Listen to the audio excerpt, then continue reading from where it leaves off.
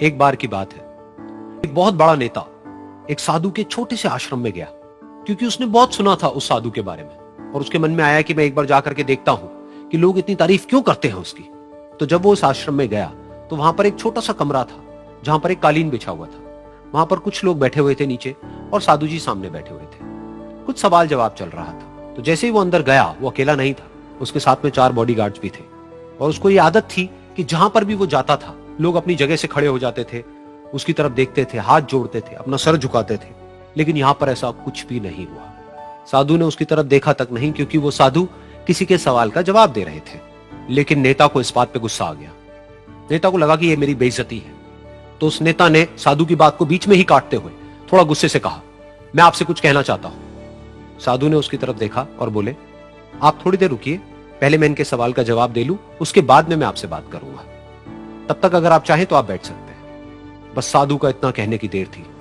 नेता का चेहरा गुस्से से लाल हो गया और फिर उसने अपना सारा गुस्सा उस साधु के ऊपर निकाल दिया। अभी तक वो नेता बहुत ही तमीज से बात कर रहा था, यानी कि आप कह करके बात कर रहा था। अब वो तू तड़ाक पे उतर आया। नेता ने उस साधु को कहा, तुझे पता भी है मैं कौन हूं और तू किससे बात कर रहा है? साधु ने उसकी तरफ देखा और कहा, मुझे इससे कोई फर्क नहीं पड़ता कि आप कौन हैं, लेकिन आप जो कोई भी है, अगर आप चाहते हैं कि मैं आपके सवाल का जवाब दूं या आपसे बात करूं तो आपको कुछ देर रुकना होगा। और साधु के ये कहते ही नेता गुस्से से पागल हो गया और वहीं सबके सामने चीखने चिल्लाने लग गया, अब मैं तुझे तेरी असली औकात दिखाऊंगा। तूने मुझसे पंगा लेकर के ठीक नहीं किया है। तुझे पता भी है मैं तेरे बारे में क्या सोचता हूं। साधु ने फिर से उसकी तरफ देखा और बड़े ही प्रेम से कहा कि मुझे इससे कोई फर्क नहीं पड़ता है कि आप मेरे बारे में क्या सोचते हैं। आप जो चाहे वो मेरे बारे में सोच सकते हैं। फिर उस नेता ने बोला कि तू चाहे सुनना चाहता है या नहीं, लेकिन मैं तुझे बताऊंगा यही सबके सामने कि मैं तेरे बारे में क्या सोचता हूं। तू एक बहुत ही घटिया इंसान है। तू कोई साधु नहीं है, तू एक ढोंगी है, पाखंडी है और यहां पर जितने भी लोग बैठे हैं उन सबको बेवकूफ बना रहा है। तेरा बस एक ही मकसद है कि इन लोगों की जेब में जितना भी पैसा है वो सब तेरे पास में आ जाए। तू अपने फायदे के लिए इन लोगों का इस्तेमाल कर रहा है और अब मैं तुझे नहीं छोड़ने वाला। तेरा पर्दाफाश करके रहूंगा पूरी दुनिया के सामने। लेकिन उसके इतना बोलने के बाद भी उस साधु के चेहरे पर हल्की सी मुस्कान बनी ही रही। ये देखकर वो और तिल मिला गया और उसने कहा, अब बहुत हुआ, अब मैं यहां 1 मिनट भी नहीं रुकने वाला। लेकिन अभी भी तेरे पास में मौका है। अगर मुझसे माफी मांगनी है या मुझसे कुछ कहना है तो कह सकता है। इतना सब होने के बाद भी साधु बिल्कुल शांत था और उनके चेहरे पर एक मुस्कान थी।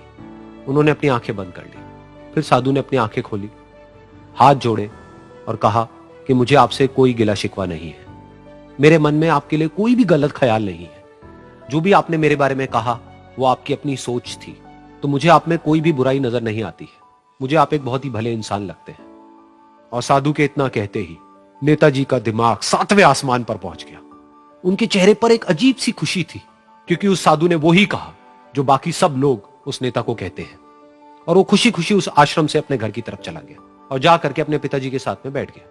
उसके पिताजी की आंखें बंद थी और वो ध्यान में थे। पूरी जिंदगी उन्होंने सिर्फ लोगों की सेवा करी और बदले में कुछ भी एक्सपेक्ट नहीं किया। तो थोड़ी देर बाद जब उन्होंने अपनी आंखें खोली और देखा अपने बेटे को अपने साथ बैठे हुए, तो उनके बेटे के चेहरे पर आज एक अजीब सी खुशी थी जो आज से पहले उन्होंने कभी नहीं देखी थी। फिर उसने एक एक करके सब कुछ बताया कि आज क्या हुआ, किस तरह से वो आश्रम गया, वहां पर क्या हुआ, उसने क्या कहा, उन्होंने क्या कहा। तो जब इसके पिताजी ने पूरी बात सुनी तो थोड़ा सा मुस्कुराए और अपने बेटे को देख करके बोले कि उन्होंने तुम्हारी तारीफ नहीं करी है, क्योंकि उन्होंने वो नहीं कहा कि जो तुम हो, उन्होंने वो कहा कि जो वो खुद है। और तुमने जो भी कुछ उनको कहा वो नहीं कहा कि जो वो है, बल्कि तुमने वो कहा जो तुम खुद हो। यही बात वेदों में भी कही गई है, यथा दृष्टि तथा सृष्टि। ये दुनिया तुम्हें वैसी नहीं दिखती है जैसी कि ये दुनिया है। ये दुनिया तुम्हें वैसी दिखती है जैसे तुम खुद हो। जिसकी नजर जैसी है उसके लिए ये दुनिया वैसी ही है।